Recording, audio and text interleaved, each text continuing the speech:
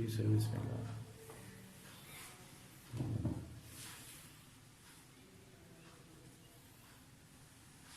बिस्मिल्लाहिर्रहमानिर्रहीम।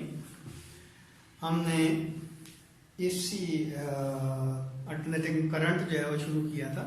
अच्छा, एक बात उस दिन मैं भूल गया था, उसमें ये तो मैंने बता दिया था कि एसी जो है उसमें आप एग्जांपल किस तरह कर सकते हैं। मैंने कहा था कि एक टैंकर ये है, एक टैंकर ये है, इसमें आपने पानी डाला हुआ है और ये पाइप है।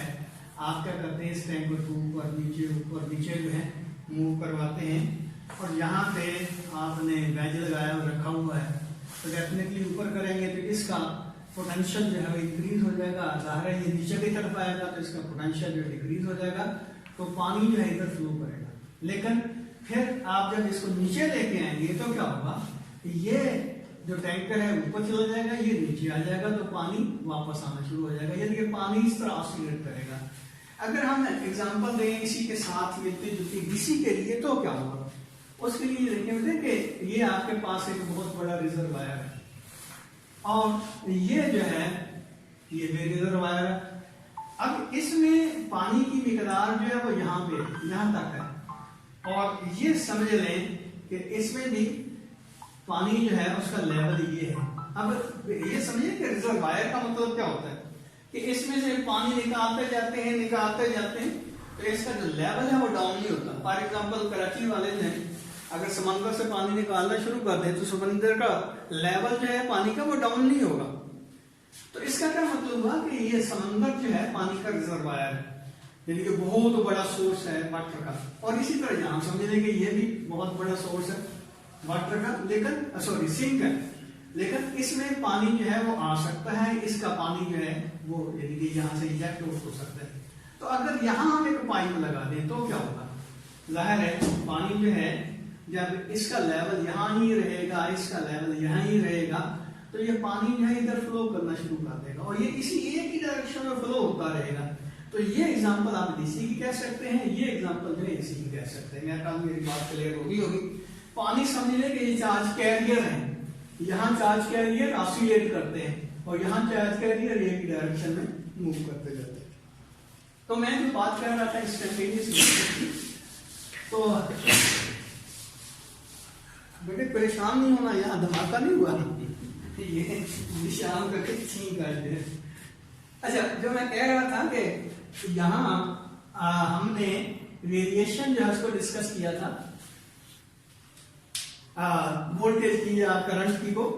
तो जब हमारा सोर्स जो है अल्टरनेटिंग अपना सोर्स होगा वोल्टेज का या पावर एसी पावर सप्लाई होगी, मिसाल के तौर पर हमारा जनरेटर है एसी जनरेटर, तो उसमें आउटपुट जो है वोल्टेज की या करंट की वो कुछ वेरी करेगी। तो ये मैं वोल्टेज का ग्राफ ड्रा करता हूँ क्योंकि हमारा टाइटल जो है इंस्टेंटेनियस वोल्टेज है। इधर टाइम जो है वो चेंज हो रहा है और इधर जो है वोल्टेज चेंज हो रही है। तो याद होगा मैंने ये कहा था कि यहाँ पे वोल्टेज है, टाइम के साथ साथ वोल्टेज जो है 1 2 3 4 5 6 7 8 9 10, ये 10 तक वोल्टेज यहाँ इंक्रीज हुई और फिर 9 8 7 6 4 5 4 3 2 1 0 यहाँ तक वोल्टेज चेंज होती जा रही है। लेकिन ये टाइम के साथ चेंज होती जा रही है। तो एक मखसूस टाइम के ऊपर, यानी कि ऐसे समझे कि ये हमारा टाइम एक्सिस है, ये शो कर रहा है 1 2 3 4 5 6 सेकंड्स को शो कर रहा है इस तरह। तो अगर किसी पर्टिकुलर पॉइंट के ऊपर, किसी पर्टिकुलर टाइम के ऊपर आप वोल्टेज की वैल्यू देखना चाहते हैं तो वो कह जाएगी इंस्टेंटेनियस वोल्टेज। फॉर एग्जांपल ये देखें, ये टाइम है, मिसाल के तौर पर हमने स्टॉपवॉच ऑन की, तो जब वोल्टेज जो है यहाँ तक पहुंची है तो उस वक्त स्टॉपवॉच जो है वो 2 सेकंड का टाइम शो कर रहा है। तो इसका मतलब यह है कि स्टार्टिंग पॉइंट से 2 सेकंड है, इनके मखसूस जो पॉइंट है हमारा, जब 2 सेकंड का टाइम गुजर चुका है, उस पॉइंट के ऊपर, उस टाइम के ऊपर आपकी वोल्टेज जो उसकी वैल्यू क्या है, तो ये कहलाएगी इंस्टेंटेनियस वोल्टेज। मैं इस बात की वजाहत करता हूँ। आप टाइम देख रहे हैं घड़ी के ऊपर, इधर से आपने ये इसको ऑन किया हुआ है, तो आपसे ये पूछा जाता है कि वोल्टेज की वैल्यू जो है वो 6:30 और 39 सेकंड में कितनी थी। अब उस वक्त की जो वोल्टेज होगी कहलाएगी इंस्टेंटेनियस वोल्टेज। ये टाइम जो है इंक्रीज होता जा रहा है तो वोल्टेज फ्लक्चुएट करती जा रही है, इंक्रीज होती जा रही है, डिक्रीज होती जा रही है, फिर नेगेटिव इंक्रीज होती है, डिक्रीज होती जाती है। तो किसी पर्टिकुलर लम्हे के ऊपर, किसी पर्टिकुलर टाइम के ऊपर जो वोल्टेज की वैल्यू होगी, यानी कि हमने जनरेटर ऑन कर दिया ना, तो उसकी आउटपुट जो है हम ले रहे हैं, तो आउटपुट की वैल्यू एक पर्टिकुलर टाइम के ऊपर कितनी थी, वो कहलाएगी इंस्टेंटेनियस वोल्टेज। जिस तरह शायद फर्स्ट ईयर में हमने एग्जांपल दी थी कि आप मुल्तान जा रहे हैं बेलफर्स, तो क्या हुआ 10:20 और 30 पे आपकी अम्मा ने टेलीफोन किया, बेटे कहाँ है? आप कहते हैं कि मैं लोधरा फाटक पे हूं। आपकी अम्मा पूछती है कि आपकी स्पीड कितनी है? आप एक लम्हे के लिए स्पीडोमीटर देखते हैं और कहते हैं कि मेरी स्पीड जो है वो 30 किलोमीटर पर आ रहा है, यानी स्पीडोमीटर जो आपका बता रहा है। इसका मतलब आपने जो बताई है, दो चीजें बताई हैं, एक आपने इंस्टेंटेनियस पोजीशन बताई है, तो उस लम्हे पे आपकी पोजीशन क्या थी, इसको हम नाम दे सकते हैं इंस्टेंटेनियस डिस्प्लेसमेंट का। और दूसरी बात जो है आपने बताई वो है उस आपकी अपना वेलोसिटी, तो उस लम्हे पे जो आपकी वेलोसिटी होगी, कार जो है या गाड़ी जो है या मोटरसाइकिल जो है, उसका स्पीडोमीटर जो स्पीड बता रहा है आपकी, वो आपकी इंस्टेंटेनियस वेलोसिटी की वैल्यू होगी, क्योंकि आप पर्टिकुलर डायरेक्शन में मुल्तान की तरफ जा रहे हैं, तो उस पॉइंट के ऊपर जो स्पीडोमीटर बता रहा है वो आपकी इंस्टेंटेनियस वेलोसिटी की मैग्नीट्यूड होगी। इसका क्या मतलब हुआ कि उस लम्हे के ऊपर, यानी कि 10:20 और 30 के ऊपर आपकी वेलोसिटी थी, वो इंस्टेंटेनियस वेलोसिटी थी। बिल्कुल इसी तरह यहां देखिए एक पर्टिकुलर टाइम के ऊपर जो वोल्टेज होगी उसको हम नाम देंगे इंस्टेंटेनियस वोल्टेज का, क्योंकि टाइम टू टाइम इसकी वैल्यू जो चेंज होती जाती है।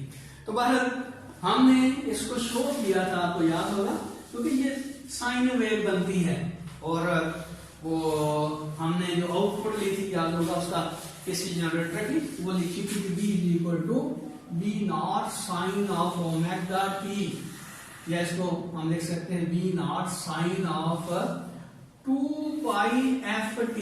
ये देखिए ओमेगा जो होता है वो 2πft इक्वल होता है। अब इसका मतलब यह है कि V जो है ये t का फंक्शन है। अगर फ्रीक्वेंसी जो है उसकी रोटेशनल फ्रीक्वेंसी जो है coil of the AC generator की वो कांस्टेंट है, तो इसका मतलब 2πf, ये तो कांस्टेंट हो गया। इसका मतलब ये कि t के ऊपर V की वैल्यू डिपेंड करती है, इसलिए हम कहते हैं कि ये V जो है इंस्टेंटेनियस वोल्टेज की वैल्यू है। V = V0 sin of 2πft।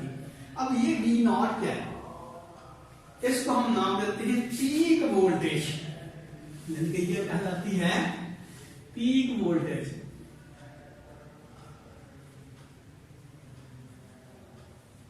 ये पीक यहां पे बनती है। अब देखेंगे ये पीक और ये पीक ऑलमोस्ट सेम लेवल पे होती हैं, लेकिन इसका साइन जो है, इसका साइन पॉजिटिव और इसका साइन जो है वो नेगेटिव होता है। तो ये वेव फॉर्म को थोड़ा सा सही कर देता हूं, क्योंकि मुझे महसूस हुआ कि ऊपर वाली पीक जो है वो छोटी है, नीचे वाली पीक जो है कंपैरेटिवली बड़ी है। तो ये देखिए इसका क्या मतलब हुआ कि ये वैल्यू और ये वैल्यू, ये यहां से लेकर यहां तक या यहां से लेकर यहां तक, ये कहलाती है Vp, पीक वोल्टेज कहलाती है। ये Vp होगा, ये Vp होगा, पीक वैल्यू, मैक्सिमम वैल्यू है, और ये भी Vp होगा लेकिन नेगेटिव। ये वैल्यू है, नेगेटिव वोल्टेज मैक्सिमम, ये पॉजिटिव वोल्टेज मैक्सिमम। तो ये कहलाती है पीक वोल्टेज। जिस तरह मैंने एग्जांपल दी थी कि इसकी जो वैल्यू है with respect to time change हो रही है, 0 से 0, 2, 4, 6, 8, 10, 8, 6, 4, 2, 0, फिर -2, -4, -6, -8, -10, फिर -8, फिर -6, फिर -4, फिर -2 और फिर 0।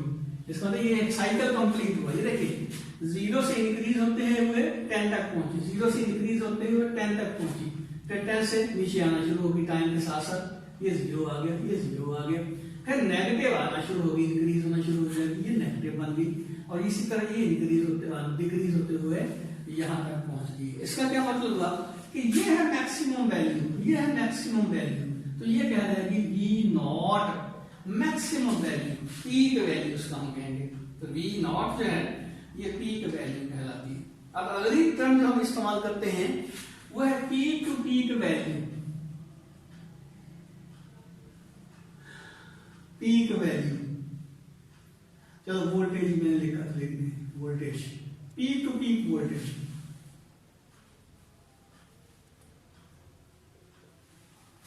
अब पीक टू पीक वोल्टेज का क्या मतलब हुआ, ये देखिए, एक पीक ये है और एक पीक ये है, तो यहां से यहां तक का जो वोल्टेज होगा वो VPP कहलाएगा। इसको हम नाम देते हैं VP का, V नॉट है वो VP कहलाएगा, लेकिन ये कहलाएगा VPP, peak to peak voltage. ये किसके बराबर होगी, जाहिर है यहां से मेजर करना शुरू करें तो यहां से लेकर यहां तक एक V नॉट, यहां से लेकर यहां तक 2V नॉट, इसका अंदर VPP जो है सिचुएशन में 2V नॉट के बराबर होगी। अगर ये एग्जांपल लें तो इसमें कितनी वोल्टेज होगी, इन दोनों का डिफरेंस ले लें, 10 माइनस 10 तो ये 20 आ जाएगा। पीक टू पीक वैल्यू जो है 2V नॉट के बराबर होगी, तो ये पीक टू पीक वैल्यू आ गई। अब अगली बात जो है वो बड़ी इंपॉर्टेंट है, वो है RMS value, root mean square value. तो इसको मैं रेज करता हूं क्योंकि उसमें ज्यादा चीजें हैं इन्वॉल्व। तो ये है रूट मीन स्क्वायर वोल्टेज या रूट मीन स्क्वायर वैल्यू। वो वोल्टेज भी हो सकती है, करंट भी हो सकता है।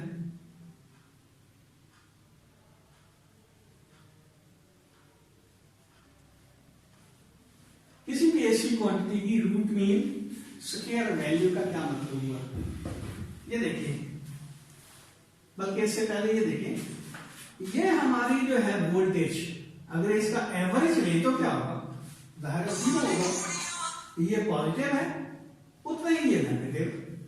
तो इसको सम एवरेज लेने के लिए क्या करते हैं, दोनों क्वांटिटीज का सम लेते हैं। तो जब दोनों क्वांटिटी का सम लेंगे और उसको फिर जितने साइकिल है उसके ऊपर डिवाइड करेंगे तो डेफिनेटली हर साइकिल का सम तो 0 हो गया। इसका अंदर ये कि एवरेज जो है वोल्टेज की वो तो 0 के बराबर होगी। तो फिर सोचने वाली बात ये है कि हमारे पंखे, हमारी लाइट्स, हमारी इस्त्री, ये डिफरेंट जो चीजें हैं एसी पे हम ऑपरेट करवाते हैं तो वो काम किस तरह करते हैं। तो बेटे बेसिकली अगर देखा जाए तो हम वोल्टेज या करंट इस्तेमाल नहीं करते, हम पावर और एनर्जी इस्तेमाल करते हैं, खास तौर पर एनर्जी इस्तेमाल करते हैं। और एनर्जी किसके बराबर होती है, ये देखिए, पावर को हम किस तरह डिफाइन करते हैं, वर्क पर यूनिट टाइम। तो यहाँ वर्क जो है एक्चुअली एनर्जी के इक्विवेलेंट आता है, तो ये आ जाएगा एनर्जी पर यूनिट टाइम। इसका क्या मतलब हुआ कि हम कह सकते हैं energy is equal to power into time. तो इसका मतलब ये हुआ कि हम इलेक्ट्रिकल एनर्जी जो इस्तेमाल करते हैं तो वो पावर और टाइम का प्रोडक्ट होता है। बेसिकली इसका मतलब ये हो कि हम जो इलेक्ट्रिकल पावर इस्तेमाल कर रहे होते हैं, इलेक्ट्रिकल एनर्जी कंज्यूम कर रहे होते हैं, तो वो पावर और टाइम का जो प्रोडक्ट है वो एनर्जी के इक्वल होगा। तो पावर में हमने ये पढ़ा था कि जो पावर होती है वो होती है I स्क्वायर R या V स्क्वायर और R। तो इसमें ये देखें, इसमें देख लें या इसमें देख लें, इसमें जो करंट है और इसमें जो वोल्टेज है उसकी सिंगल वैल्यू या सिंगल पावर इस्तेमाल नहीं हो रही बल्कि स्क्वायर इस्तेमाल हो रहा है। तो आपको पता है कि जब हम किसी भी क्वांटिटी का नेगेटिव क्वांटिटी का भी स्क्वायर लेंगे तो वो पॉजिटिव ही आएगा। तो इसका मतलब ये हुआ कि ये जो नेगेटिव साइकिल है जब हम इसका स्क्वायर लेंगे तो वो भी पॉजिटिव आएगा। तो इसलिए याद रखें कि इसका जो वोल्टेज है, इसकी वोल्टेज जो है उसका सम तो होगा, उसका एवरेज तो होगा 0 के बराबर, लेकिन वोल्टेज का स्क्वायर का सम जो है वो 0 के बराबर नहीं होगा।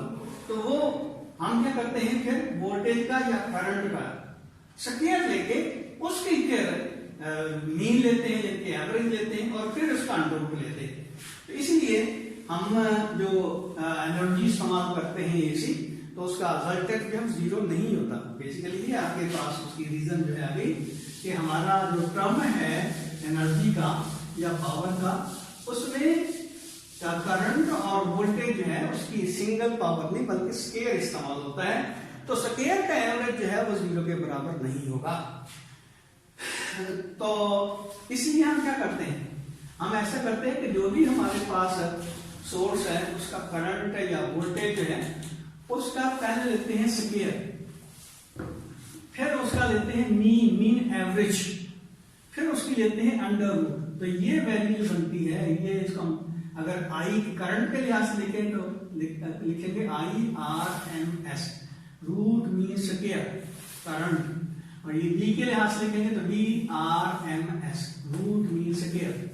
इसका क्या मतलब हुआ कि पहले हम करंट का या वोल्टेज का स्क्वायर लेते हैं, फिर उसका एवरेज लेते हैं और फिर उसकी अंडर रूट लेते हैं, तो ये फैक्टर वैल्यू आती है। तो ये जाहिर है नॉन जीरो होगी। अब हम ये देखना चाहते हैं कि रूट मीन स्क्वायर जो है उसकी वैल्यू किसके इक्वल होगी। वोल्टेज के लिहाज से देख लें या करंट के लिहाज से देख लें, दोनों तरह ही आप देख सकते हैं। तो पहले हम वोल्टेज का ही देख लेते हैं। तो ये जिस तरह मैंने ये ग्राफ ड्रा किया है, तो दोबारा देख लेते हैं इसको। ये आपके पास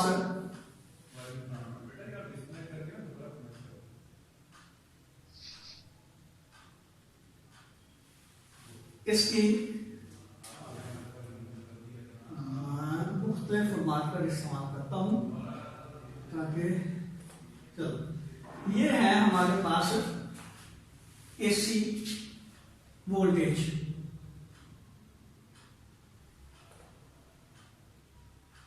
इधर टाइम चेंज हो रहा है, इधर वोल्टेज चेंज हो रही है V। और जिस तरह के आपको पता है कि ये वैल्यू जब V नॉट इक्वल होगी, तो हमने क्या करना है, इसका पहले स्क्वायर लेना है, वोल्टेज का स्क्वायर। अब ये बात ध्यान में रखिए कि अगर हमारे पास एक क्वांटिटी इस तरह है 0.2, 0.4, 0.6, 0.8 और 1 और 1.2 और 1.4, बिल्कुल इस तरह हमारी क्वांटिटी चेंज हो रही है।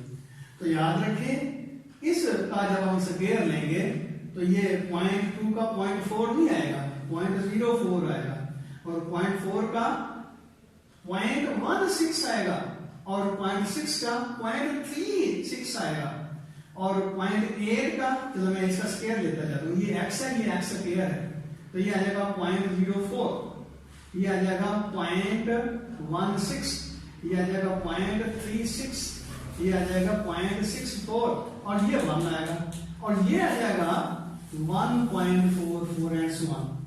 तो ये देखिए, जब ऐसी वैल्यू हम लेते हैं जो कि लेस देन 1 है, तो उनका स्क्वायर जो है वो और लेस हो जाता है, और 1 का स्क्वायर भी 1 के इक्वल हुआ। लेकिन जब 1 से क्वांटिटी बढ़ जाती है तो आप स्क्वायर लेने से उसकी वैल्यू में इजाफा हो जाता है, यानी कि वो बढ़ जाती है। ये देखिए, ये क्वांटिटी लेस देन 1 है, इसका स्क्वायर लेंगे तो ये और लेस हो जाती है, और ये क्वांटिटी ग्रेटर देन 1 है, इनका स्क्वायर लेंगे तो ये इस क्वांटिटी से ये क्वांटिटी बढ़ जाएगी, और 1 और 1 का स्क्वायर आपस में बराबर रहेगा। इसका मतलब ये हुआ कि जब इसका हम स्क्वायर लेंगे, वोल्टेज का स्क्वायर लेके इसका ग्राफ ड्रा करेंगे, तो वो ग्राफ जो है वो कुछ यूं आएगा। ये देखिए, पहले वो कम होगा, फिर ज्यादा हो जाएगा, और फिर ये कम हो जाएगा। अब अगली बात ये देखिए, अगर ये क्वांटिटीज नेगेटिव तो उसका स्क्वायर जब आएगा वो पॉजिटिव आएगा। इसका मतलब ये देखिए, ये क्वांटिटी नेगेटिव है, जब लेकिन इसका जब स्क्वायर लेंगे तो वो पॉजिटिव होता जाएगा। रिजल्ट क्या निकलेगा कि ये इसकी वेव फॉर्म जो है, स्क्वायर की वेव फॉर्म जो कुछ यूं बनेगी ऐसे, ये यानी कि ये b है और ये b के स्क्वायर का ग्राफ है, ये b का ग्राफ है, ये b का ग्राफ हुआ, ये b के स्क्वायर का ग्राफ है। मैं अपनी बात दोहरा दूं तो वैसे तो इसको आप वीडियो वगैरह अगर बनाते हैं तो उसको क्या कहते हैं कि रिवाइज कर सकते हैं, लेकिन मैं फिर ये दोबारा बता भी देता हूं। ये देखिए कि जब क्वांटिटी लेस देन 1 होगी तो उसका स्क्वायर करेंगे तो और कम हो जाएगी उसकी वैल्यू। तो इसी तरह, इसीलिए ये देखिए कि ये वैल्यू जो है वो लेस देन 1 थी, वोल्टेज की लेस देन 1 थी, तो इसका स्क्वायर लिया तो ये इससे कम होगी। यहां पे ये 1 आ गया। अब देखिए v और v का स्क्वायर जो है यहाँ पे बराबर होता है, v और v का स्क्वायर, जिनके 1 आ गया, और इस तरह यहाँ भी 1 आएगा। लेकिन 1 से जैसे क्वांटिटी बढ़ेगी तो वो इस क्वांटिटी से इसकी वैल्यू, यानी कि v की वैल्यू से v के स्क्वायर की वैल्यू जो है वो ज्यादा होती जाएगी।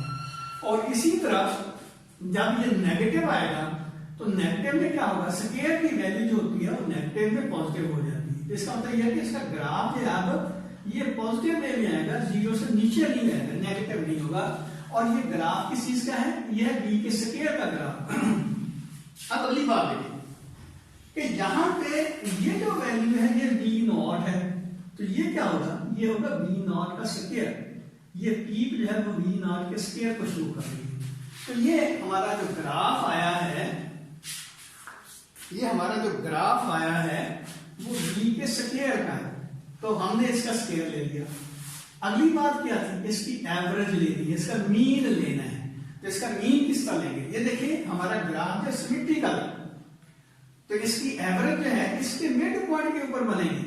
क्यों बना, ये देखिए हमने ये जो वैल्यू ली है, यानी कि ये b का स्क्वायर जो है उसकी हमने एवरेज लेनी है। तो क्या करेंगे, ये 0 है प्लस बी नॉट का स्क्वायर डिवाइडेड बाई 2, ये एवरेज को शो करने का तरीका होता है। यानी कि हमने b के स्क्वायर का एवरेज लेना है। v जो है एक क्वांटिटी, उसकी एक वैल्यू जो 0 है और उसकी पीक जो है v नॉट के बराबर है, v नॉट स्क्वायर के इक्वल होगी। और मैं फिर बताता हूं कि चूंकि ग्राफ जो है वो सिमेट्रिकल है, इसका मतलब यह है कि इसका जो एवरेज होगा, यानी कि b के स्क्वायर का एवरेज जो है वो एवरेज लाइन होगी, मिड पॉइंट के ऊपर लाइन आएगी इसकी और इसके दरमियान। तो कैसे, ये देखें कि एक क्वांटिटी जो है हमारी, यानी कि दो क्वांटिटी का हम एवरेज ले रहे हैं। एक जो है उसकी लेवल वैल्यू 0 है और दूसरी क्वांटिटी जो है उसका वैल्यू, यानी कि मैक्सिमम वैल्यू जहां हम ले रहे हैं वो v नॉट है, उसका स्क्वायर।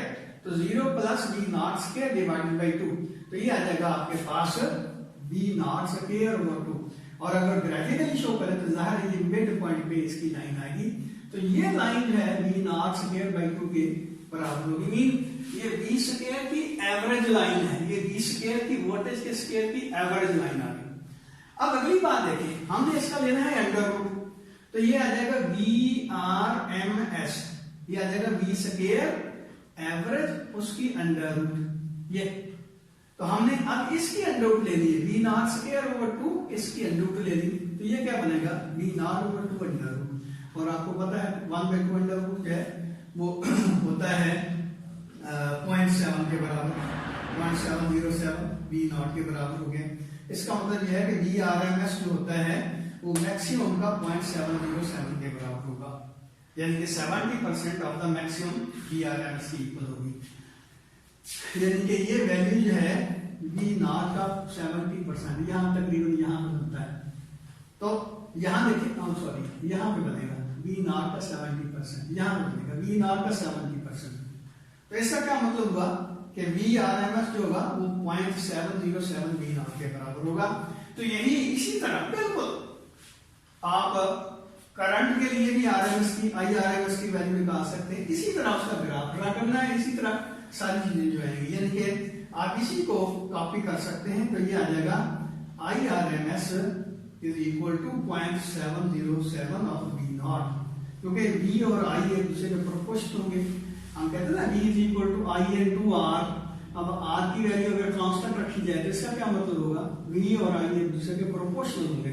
तो जो v का ग्राफ बनेगा वही I का ग्राफ बनेगा। जो v की वैल्यू आएगी, सॉरी जो v की वैल्यू आएगी वही I की वैल्यू आएगी, यानी कि उसी लिहाज से वेरी करेंगे। ये नहीं मैं कह रहा कि v और I एक दूसरे के इक्वल हो जाएंगे, इक्विवेलेंट कह सकते हैं, क्योंकि दोनों का ग्राफ जो है उनकी शेप जो है कंपेयर ये जैसी ही होगी। तो इसका मतलब ये हुआ कि मैक्सिमम वैल्यू जो है, पीक वैल्यू जो होती है, इफेक्टिव, ये कहलाएगी इफेक्टिव वैल्यू। तो ये इफेक्टिव वैल्यू जो है 70% ऑफ पीक वैल्यू के इक्वल होती है। तो अब अगर